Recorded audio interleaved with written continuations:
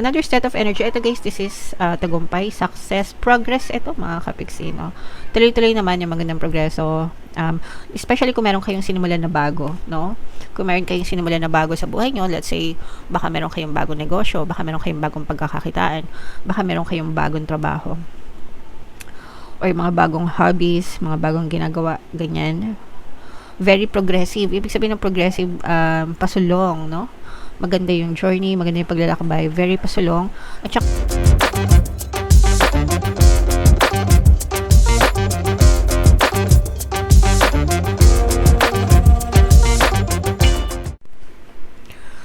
hello guys, hello Cancer, welcome back to Pinay Pixie Tarot. Ang pamagat ng episode natin for tonight is No Moon Kapalaran para ngayong February to March para sa Cancer, Sun, Moon, Rising Sign, and Venus. So, yung ating No Moon guys ay sa February 17, lunar matawag dito New Year.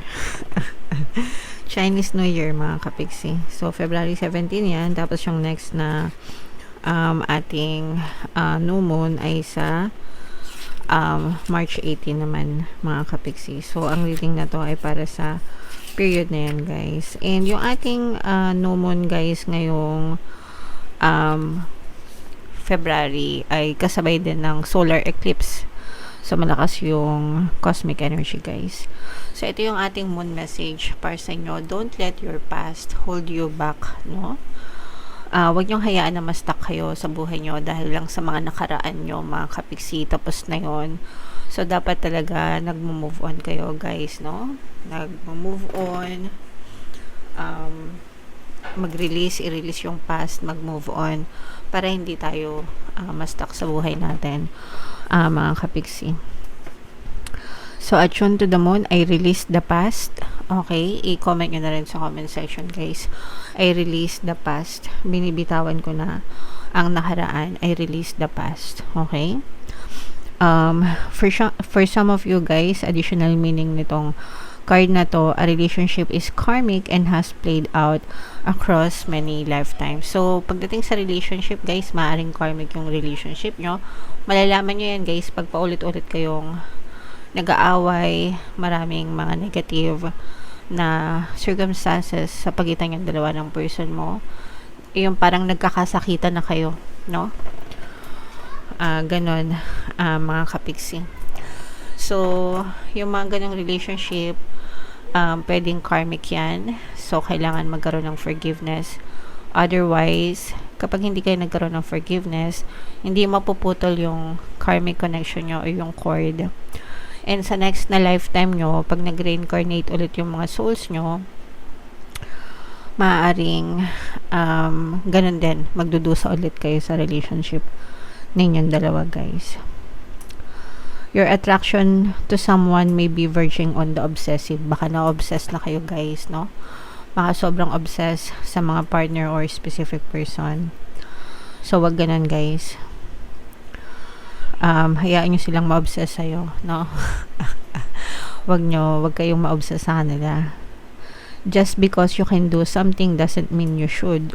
Kapag ka may mga kailangan kayong gawin, hindi porket kaya nyong gawin, gagawin nyo na. So, pag-isipan mo munang mabuti, guys, lahat ng mga bagay sa buhay nyo, mga sitwasyon, bago kayo kumilos, bago kayo umaksyon, para hindi nyo pagsisihan, no? Dapat ready kayo palagi sa mga consequences ng actions nyo, mga kapiksi. Alright? So, yan yung mga mensahe sa inyo. Cancer, ito naman yung ating love life message, guys. Wow, magnetic connection. This is a very strong pull and intensity that draws you to this person. So, ibig sabihin nito, guys, for some of you, malakas talaga yung hatak nyo sa isa't isa ng person nyo, mga kapiksi. Malakas yung energy between you, yung connection, yung attraction. So, yeah. Bala kayo dyan. Pero syempre guys, kahit gaano kalakas ng connection, kung bawal yung relasyon, huwag niyong ituloy, no? Especially yung mga affair, yung mga pakikiapid, mali yun. Wag nyong gawing moral yung immoral, mga kapiksi. Kasi, meron niyang karma na balik. And, magdudusa kayo dyan ng malala, no? So, pwedeng hindi kayo magdusa ngayon, pero, pag siningil kayo ng karma, grabe yan. Okay? Alright. So, comment down below, Cancer, if feeling nyo naka-resonate kayo dyan. So, hanapin natin yung energy ng Cancer at saka Moon habang sinashuffle ko to, guys. Panoorin nyo muna yung video natin regarding sa ating paano mag-manifest ng abundance video course. Kapiksi, sawa ka na ba sa mga struggles at hirap sa buhay mo? Masipag ka ba at masikap sa buhay ngunit hindi ka pa rin umaasenso? Ilang beses ka na bang nag-attempt mag-negosyo at mag-invest pero palagi ka pa rin nalulugi? Sa pagkakataon na ito ay maaaring may subconscious beliefs ka na nagiging balakid sa iyong pag-unlad at pagyaman. Introducing, paano mag-manifest ng abundance video course. Dito ay matututunan mong ma-overcome ang mga balakid mo para tuluyan ka ng umunlad, umasenso, sumagana, maging matagumpay, successful at maswerte sa iyong kabuhayan, pera, trabaho, negosyo, salapi at kaperahan ng bonggang-bongga. Dali, mag-send na ng email sa pinoypixie@gmail.com at simulan na ang iyong pagyaman ngayon. Alright, so sa lahat ng gusto mag-avail ng course, guys, meron tayong paano mag-manifest ng abundance video course, paano mawala ang third party, at magkaroon ng harmonious na relationship, paano pabalikin si ex or vice breakup. Sa mga interesado, guys, mag-send lang kayo ng email sa pinoypixie@gmail.com. And sa mga naghahanap ng pampaswerte na lucky charms or bracelet, guys, sa Venturing tsaka Citrine, ito, guys, may makita kayong link sa description box. Available na yung ating mga money shaker jars, guys, no? So, kung interesado kayo, mag-send lang kayo ng message sa WhatsApp. Makikita nyo sa description tsaka sa comment. Ito, guys, medyo may pagkanega ito. Cancer kayo and represent ng King of Cups. Ito naman yung ating moon energy. Ito yung babala, mga kapiksi, maghanda kayo kasi maaaring may dumating na pagsubok, challenge sa inyo. Ito yung mga unexpected expenses, guys. Maaaring madrain yung inyong mga savings, mga kapiksi. Kung may mga savings kayo, meron kayong pagkakagastusan, okay?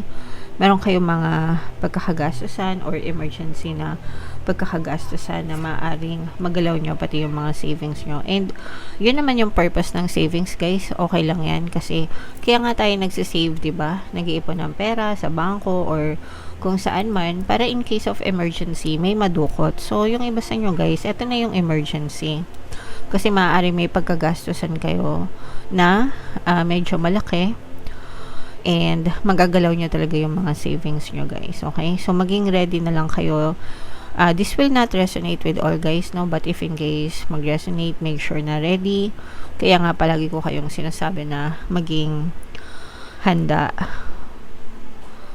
sa pagdadala ng mga expenses nyo, guys, diba? Mag-ipon, ganyan. Para sa mga ganitong panahon, ready kayo, mga kapiksi. So, yan yung nakikita natin sa negative, guys. Sa positive naman, eto, guys, maaring may magbalik. Eto, this will win you over. Sa mga ano to, guys, sa relationship, especially kung LDR yung person mo, tas nagkahiwalay kayo, or na-ghosted kayo ng person mo. Kung hindi na kayo nag-uusap, ganyan, bigla itong magpaparamdam sa inyo and susuyuin kayo nito, guys. Ang intention nitong person na to sa pagpaparamdam sa iyo ay suyuin ka at pabalikin ka sa buhay niya if in case na available pa kayo parehas, no? So, kung available ka pa, wala ka pang jowa, ready ka pa na maging na relationship, no? Maaari kang suyuin ulit nitong person. Especially sa mga LDR. Pero kahit hindi LDR, pwede pa rin, guys, na balikan kayo ng person mo and suyuin kayo, mga kapiksi. So, huwag kayo masyadong kiligin. Isipin nyo na lang yung mga sakit ng ulo na dinanas nyo dahil dyan sa person na yan. Okay? Alright. So, yan yung nakikita natin. Another set of energy. Ito, guys, this is tagumpay, success, progress. Ito, mga kapiksi, no? Tuloy-tuloy naman yung magandang progreso. Especially kung meron kayong sinimulan na bago, no? Kung meron kayong sinimulan na bago sa buhay nyo, let's say, baka meron kayong bagong negosyo, baka meron kayong bagong pagkakakitaan, baka meron kayong bagong trabaho. or mga bagong hobbies, mga bagong ginagawa, ganyan. Very progressive. Ibig sabihin ng progressive, pasulong, no? Maganda yung journey, maganda yung paglalakbay, very pasulong, at saka very inspired din yung mga action nyo. Ibig sabihin, motivated kayo, malakas yung energy nyo kasi masaya, no? Masaya yung energy nyo. So, malaki yung chance din na sumakses kayo dito, as long as tuloy-tuloy yung inyong momentum of energy, mga kapiksi. Okay, so i-main-main nyo na yung mga success na yan, mga tagumpay na yan, guys. And for some of you, ito guys, nararamdaman ko na parang meron kayong tinitimbang sa buhay nyo, no? Parang isang specific person na tinitimbang mo whether gusto mo bang maging bahagi ng buhay mo itong person na to, or gusto mo siyang mawala sa buhay mo. Pero nananaig dito guys yung pagiging maunawain nyo, no? Maunawain, maawain. And the reason kung bakit nag-i-stay pa tong person na to sa buhay mo is because naaawa ka sa kanya. Kahit na may mga hindi magagandang bagay na ginawa sa itong person na to, parang iniisip mo na lang, parang nagpapakatao ka para dito sa person na to. So, mabait kayo. Yun nga lang, nagbabackfire siya sa inyo kasi inaabuso kayo ng ibang tao. So, kailangan may boundaries pa rin, guys. Okay? Para hindi kayo abusuhin. Alright? So, yan yung inyong story ngayong New Moon season. Comment down below, guys, if nakaresonate kayo. Ito yung ating 2026 kapalaran, guys. Ito naman yung ating success stories ng paano mag-manifest ng abundance video course. Click here to subscribe, guys. Thank you for liking, sharing, and subscribing. See you next time. I love you all. Have a nice day. Bye-bye.